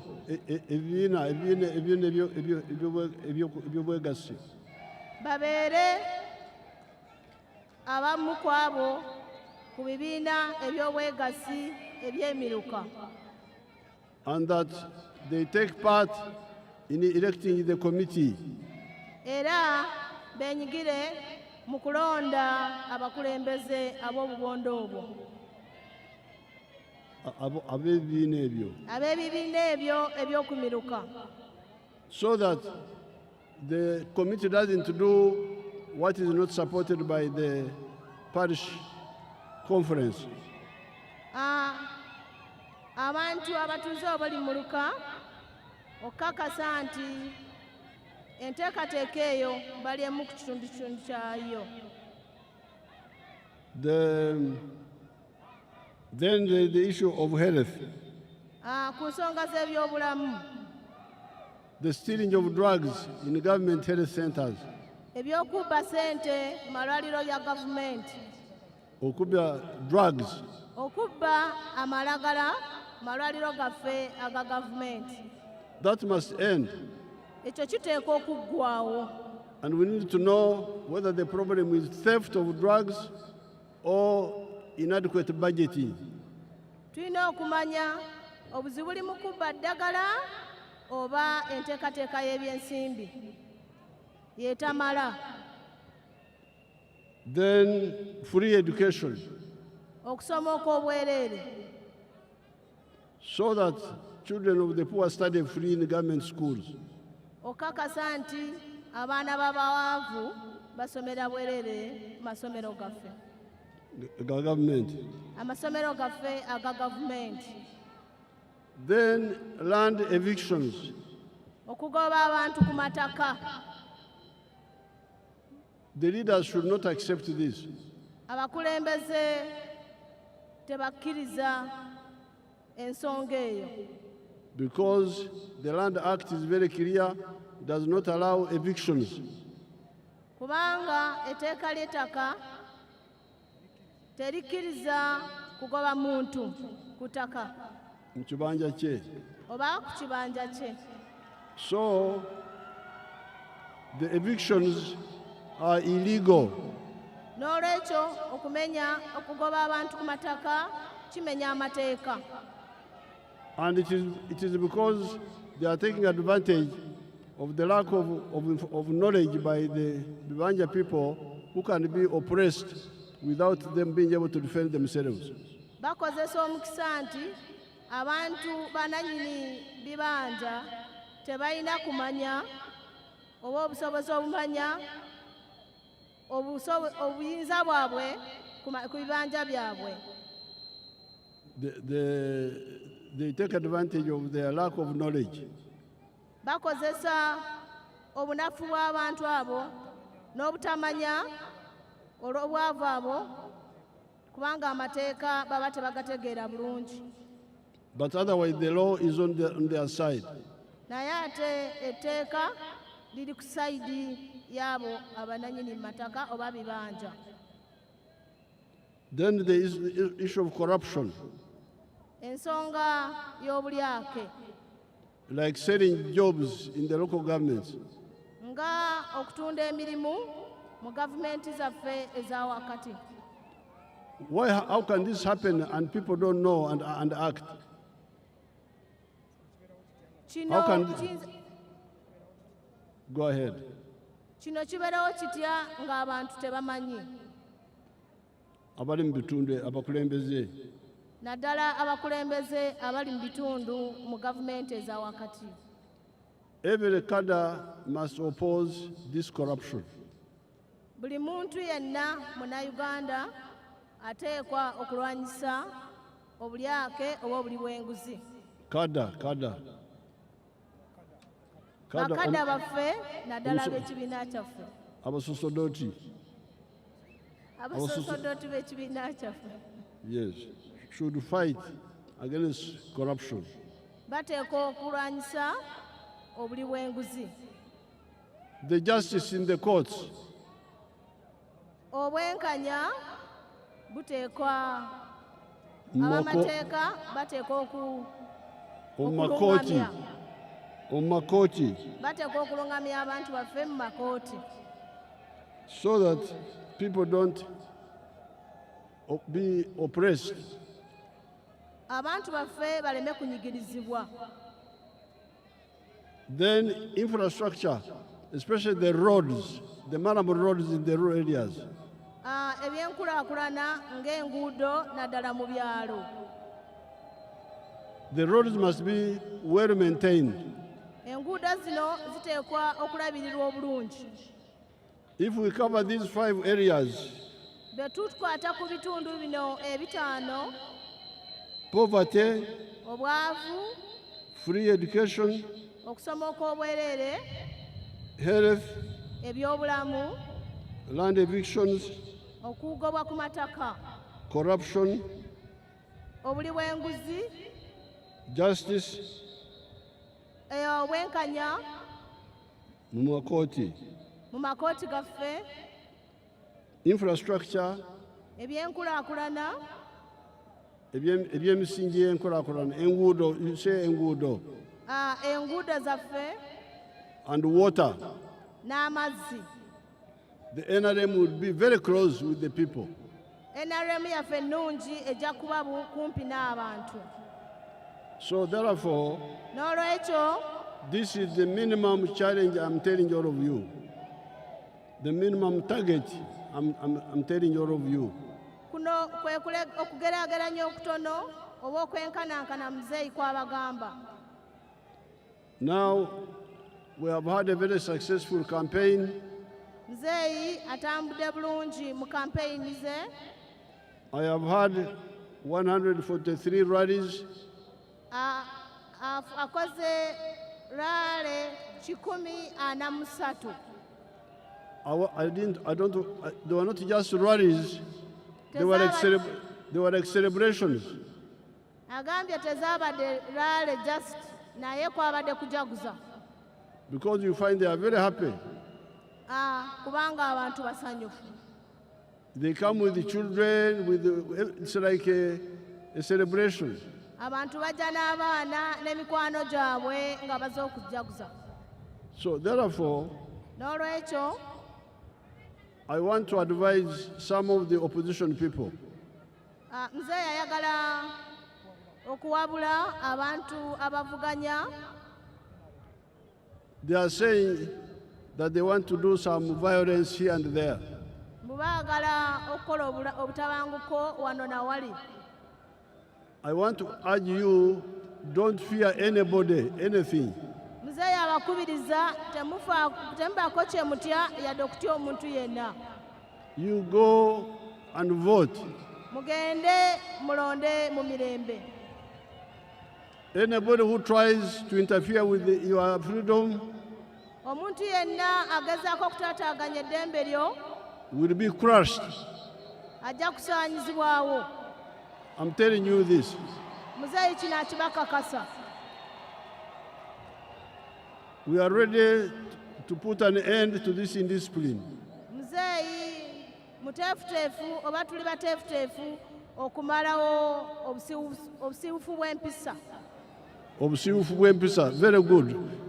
Nobody has got a right to intimidate you. Tewali ayina eddembe okukangakanga.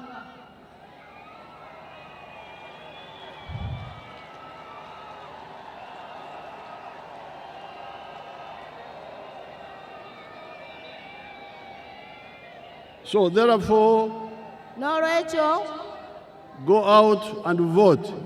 mwenna mukeere mugende mulonde. The 63 people Abantu 63 of each village buli ku kyalo who are the NRM leaders, aba NRM mu bukulembeze, either in the NRM structure oba nga muli mu structure za NRM or in the National Council structures. oba tuli mu council zaffe eza gavumenti eyawakati. There are 63 of them Tuli 63 who held conferences recently. ababadde n'enkiiko gye tubuvuddeko emabega. If each one of you, you will see that you are talking of almost, I think, 18 million votes. Bw'ogattagattamu oyinza okuba oli miliyoni nga 18. So therefore, N'olwekyo the day after tomorrow, please, all of you go. olunaku okukosa olw'enkya muzeeyi abagamba tugende tulonde ffenna.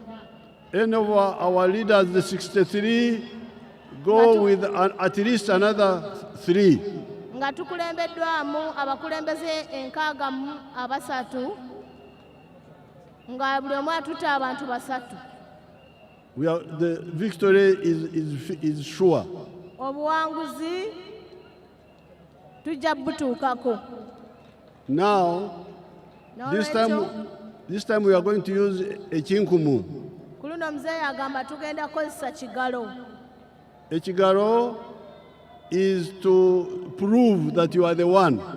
Ekigalo kituyambako okukakasa nti gwazze okulonda ye ggwe.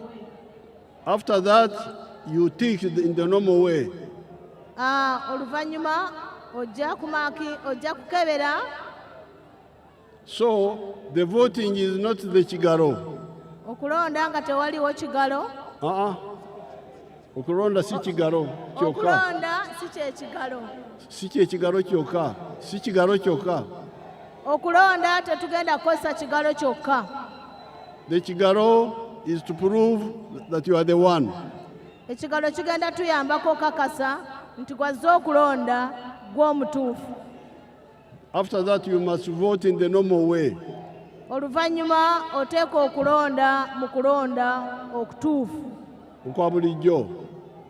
Okwa bulijjo. Where you tick the candidate you support. Olina okumaakinga eyeesimbyewo gw'owagira. NRM oye! NRM oye!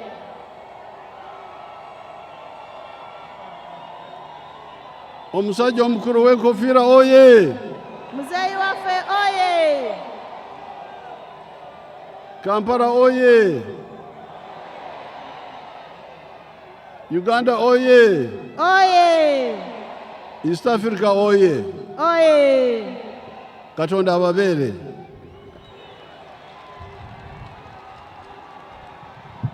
Sebo President, twagala okwebaza taata weebale nnyo weebalire ddala olw'okukomekkereza rally eno era nga mukadde kano mukama wange President nzikiriza ngenda kwanjulira ba flag bearers kubanga balina okwasibwa flag naye nga bwe mbayita nsaba taata nkwanjulire bapulandi bazzukulu nabo mukama wange weebali era nga bakoze omulimu mulungi. Tulinawo director waffe wa external relations Major Wichpola, tulinawo abawadde president ebirabo yonna gye tutambudde mu rallies zonna, tulinawo abaana abazzukulu taata abatambudde naawe wonna aba PLU ababadde bawuuba flags, abo bonna twagala okubeebaza. Taata mukadde kano nzikiriza mpite ba flag bearers ng'asooka ye Honorable Minsa Kabanda agenda okukiikirira Central. Yakutte flaga yaffe eya Central. Amina Lukanga akutte flaga ey'abakyala. Kizito Moses ng'ono yakutte flaga yaffe eya Lord Mayor. Salimu Uhuru Nsubuga ng'ono yakutte flaga eya Division Mayor. Kambasabe bajje. Mukama wange nga bw'ogenda okujja okubakwasa flag, nzikiriza mukadde kano nyongere okwebaza ennyo nnyini bannayuganda mwenna ab'emikwano abazze mu bungi okwaniriza n'okuserebratinga kubanga ffe ab'NRM kati tuli mu kuserebratinga. Njagala okubeebaza mwebale nnyo mwebalire ddala mu ngeri ey'enjawulo. Neebaza Secretary General waffe, neebaza Treasurer waffe, neebaza olukiiko lwonna olwa top management eya Secretariat. Njagala okwebaza bassentebe baffe bonna aba NRM yonna gye muli mu ggwanga awamu ne ba NRM structures olw'omulimu omulungi gwe mukoze. Mwebale nnyo mwebalire ddala olw'okukunga olw'okukolagana obulungi ne mulaga nti NRM ekyayina obulamu era nga yesobola okutwala eggwanga lino mu maaso. Mwebale okusiima President bwe yatuwa obuvunaanyizibwa nga structures okubeera nga ffe tukulembera campaigns ze. Taata weebale nnyo weebalire ddala era tukwebaza okutuwa amaanyi. Mukadde kano kampite Honorable Minsa Kabanda yaba asooka okukwata flag. Minsa Kabanda oye! Minsa Kabanda oye! Central oye! Addako ssebo President ye Amina Lukanga ngono yakutte flaga y'abakyala mu Kampala. Amina Lukanga oye! Amina Lukanga oye!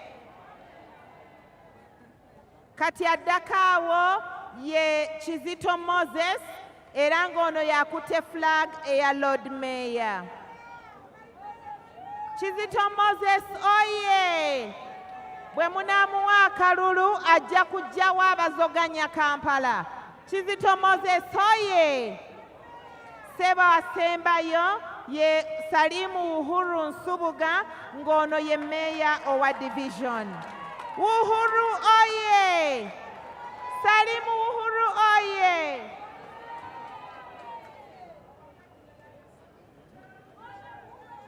Mukama wange President, nzikiriza mu ngeri ey'enjawulo neebaze abavubuka baffe mu Uganda yonna abeeteeseteese okuyiira obululu. Abavubuka mwebale nnyo mwebalire ddala okuwulira omulanga gwa President Museveni. Taata President, tuyina abaana baffe abaskiring. Mukama wange kkiriza abaana abo nabo weekubyeko ekifaananyi nabo. Abaskiring, abaana baskiring muluwa? Kati ekisaawa eno President afuna kifaananyi ne ba flag bearers.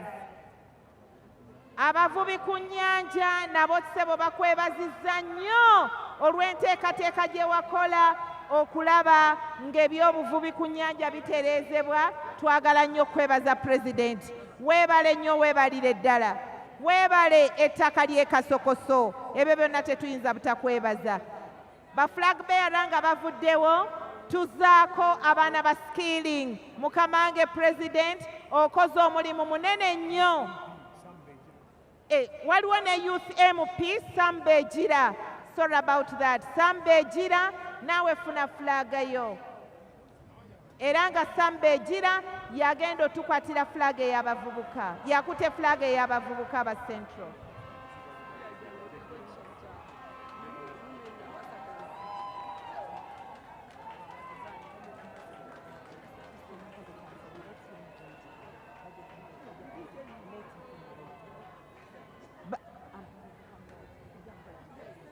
Your Excellency, ekifaananyi ekyo President ali mu kifuna n'abaana abaskiring. Mukama wange President, abadde baakusabye ekifaananyi era nga kyakusabiddwa mukulu Salimu Uhuru. Taata tukusaba okikkirize. Taata wakkiriza n'okufuna ekifaananyi awamu ne bannaffe ab'ebibiina ebirala. Mukama wange President tugenda kusaba ab'ebibiina ebirala batwegasseeko okkiriza okufuna ekifaananyi nakyo. District Chairman ba Kampala mwegatte mu kifaananyi ekyo ekyaba DEC members.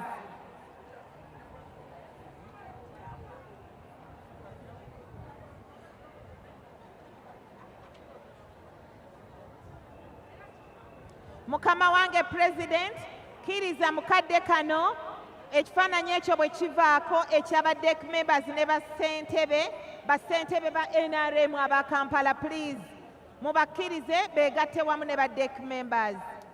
Ekyo bwe kivaako ekifaananyi President kye yabadde akkiriza ky'ekifaananyi ekyabannaffe abavudde mu ab'ebibiina ebirala abatwegasseeko.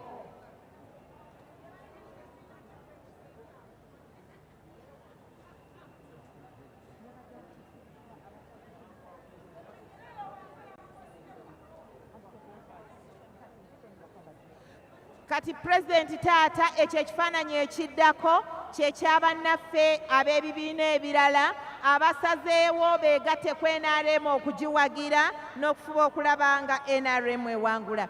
Taata tulinawo ne Honorable Ndezi Alex ow'abaliko obulemu naye alina okufuna flag era mbadde nsaba Ndezi Alex. It was an oversight, Honorable. Sorry about that.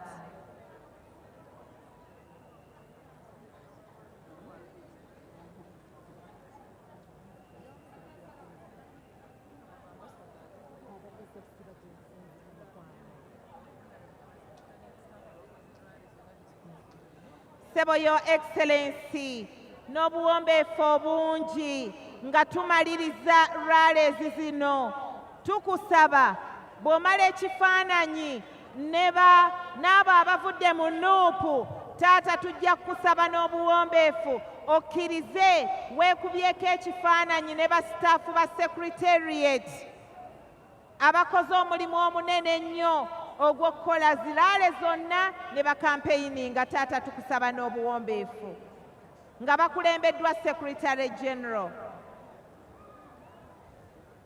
Tiimu ya Secretariat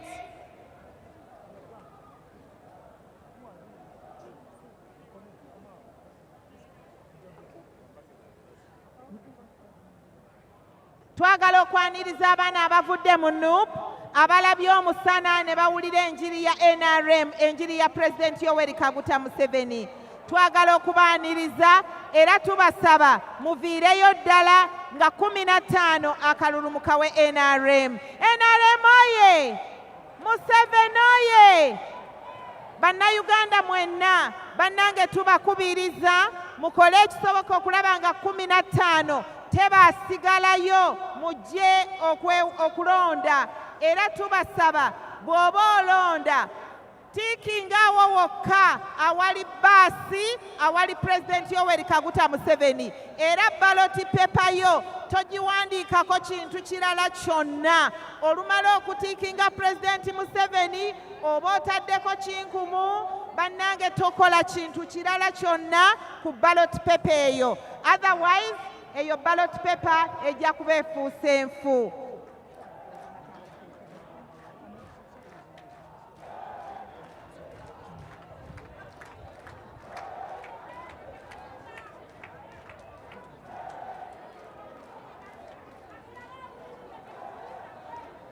Taata twagala okwebaza weebala okwaniriza abaana baffe abazze mu NRM era abasuubiza okutuwa akalulu. Aba Secretariat team, taata tukusaba okkirize weekubyeko ekifaananyi ne Secretariat team. Abakulembeddwa Secretary General olw'omulimu omunene ogukoleddwa mu ggwanga lyonna. Secretariat team and staff tusaba kibeere ekifaananyi ekisembayo.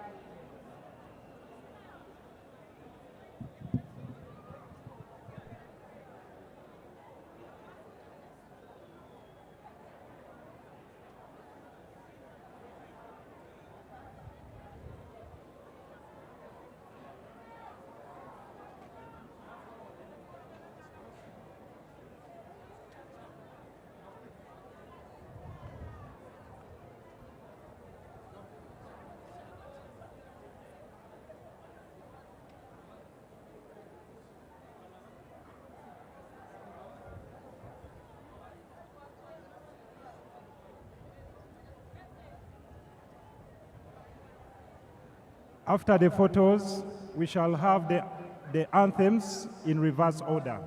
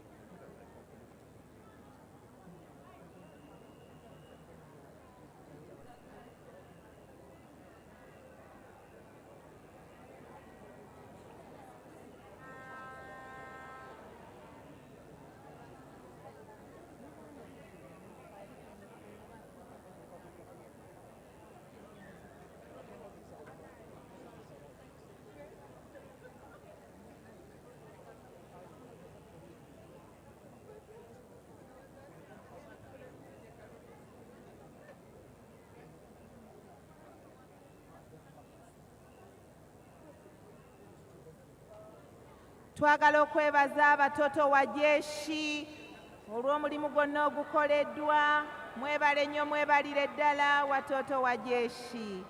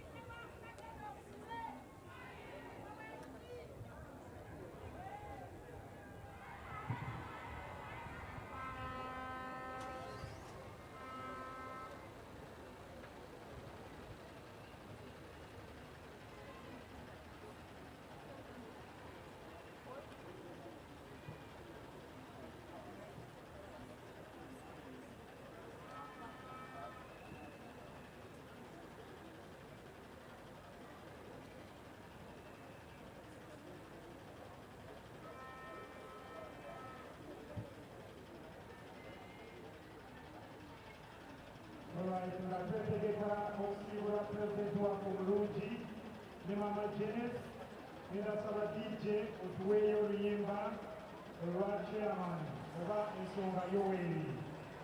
Kati ndasaba abantu wenna ba muzeeyi wanaabakulu batumuwumire mukyaliyo.